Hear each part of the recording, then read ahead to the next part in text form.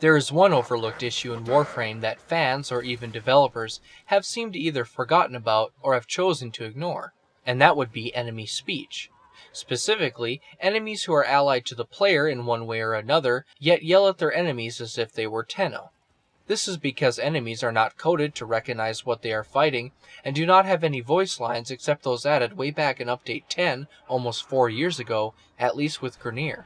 With the Corpus, voices didn't improve from their unintelligible grunts until almost a year later in Update 12.4.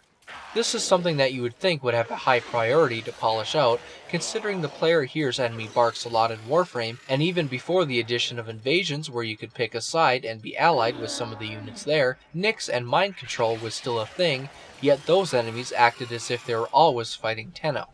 Chaos is the only real exception, since enemies in this ability see their former allies as Tenno, so it would make sense that they'd be using these barks. And while I preferred the Corrupted having a different language unique to their clean slate and mind control, the problems with their language now simply carried over, so even the Corrupted can't decide what enemies they're actually fighting.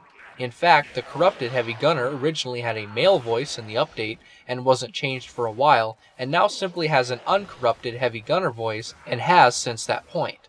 A major language change is needed in Warframe, and enemy chatter should be increased in vocabulary so enemies chatter about the Void, Orokin, the Lotus, etc. as they are idle or fighting the Tenno. Grineer should often remark about the glory of the Queens, or their hatred for the weaker Corpus, and the Corpus should chatter about the glory of Prophet and the dogs they are forced to trade with, etc. Even more needed, however, is corrupted enemies that originally could speak should also now have extra things to say, including references to this mysterious neural sentry we have still yet to see, and remarks about corrupted Vor and the glory of serving the Orokin, things of that nature.